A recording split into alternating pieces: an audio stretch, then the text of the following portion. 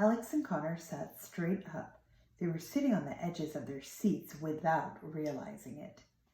I thought the man writing the journal was crazy. I didn't believe another world could exist until I began finding your books, Alex. And then when I saw you bickering in the forest, I knew you two were different, Froggy said. I knew you had to be from the place that the man had written about. The twins were happy the truth was out. Froggy seemed genuinely excited about the whole thing. Did he make it? Alex asked. Did the man cross over into the other world? He must have, Froggy said. The journal ends when he found the last item. Froggy handed the twins the journals and took a seat in his chair. Wherever you're from, if it's home that you wish to go back to, I think your best chance is by following this journal. The twins went silent for a moment. They stared down at the journal in his hands with immense hope. What items does this spell require? Alex asked. All sorts, from all over, Froggy told her. But the journal gives great instructions on where and how to find them. Some of them are very dangerous to get. Of course they are, Connor said. Typical. If the spell will grant whatever wish you want, why didn't you search for the items and wish to be human again? Alex asked Froggy. Froggy thought about this for a moment. It was a question he had asked himself many times, and he was ashamed of the answer. I've kept the journal all these years in case I ever decided to, Froggy explained with difficulty, but searching for the items would mean I'd have to face the world looking like this, and frankly, children, that's something I'm not ready to do. It's something I don't think I'll ever be ready to do. He spoke from a place of deep sadness. Clearly, he wasn't finished learning the witch's lessons. It's getting late, Froggy said. Why don't you sleep on it and decide what you're going to do in the morning? You're welcome to stay here as long as you'd like. Thank you, Alex said. I hope we aren't a bother. No bother at all, Froggy smiled earnestly. Froggy got them a large blanket to share. He blew out all the lamps and put out the fire in the fireplace. Alex and Connor tossed and turned with thoughts of the wishing spell all night, but there was no decision to make. If the journal offered a possible way home, they would have to do anything and everything it instructed them to. They had no choice. They were about to embark on the greatest scavenger hunt of their lives.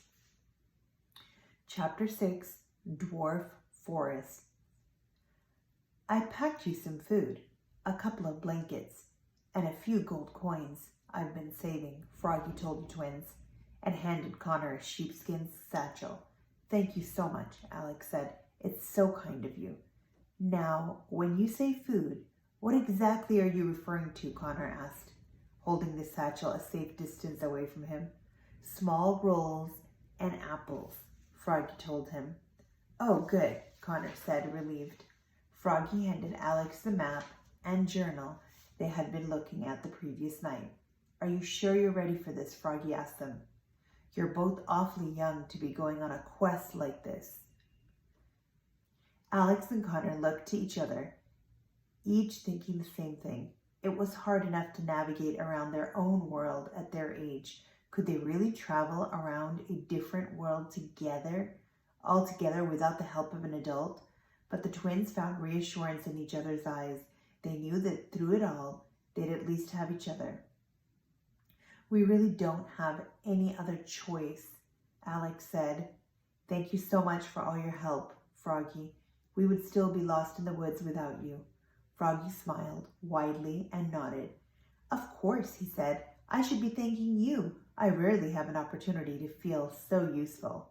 Are you sure you don't want to come with us? Alex asked. A map is great and all, but a tour guide would be better.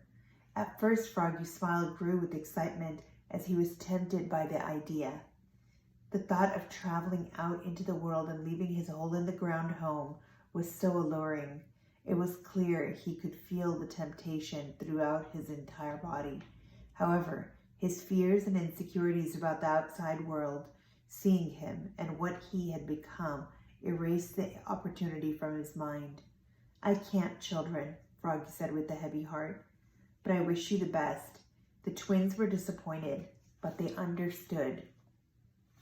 It was difficult for them, even to go to school with just a small blemish on their face. They couldn't imagine the stress of facing the world as an enormous amphibian. "It's very important that you get out of the dwarf forest by sundown," Froggy instructed. "Go to the path and travel south into the Corner Kingdom. It's a few hours' walk, but you'll be safer there. Travel as quickly and quietly as you can. Promise me." The twins promised. Alex gave Froggy a big hug and kissed his cheek. Connor shook his hand and then wiped it on his pants. "I hope we see each other again," Alex told him. "That would be lovely, but for your sakes, I hope we don't," Froggy said and winked. Connor clapped his hands. "All right, those items for the wishing spell aren't going to find themselves," he said. "Let's go." The twins pushed open the door and climbed up from inside the underground home. As they headed into the forest, Froggy waved goodbye until he was out of their sight. Soon they were back on the dirt path they had landed on the previous day, and they headed south, as they had been instructed.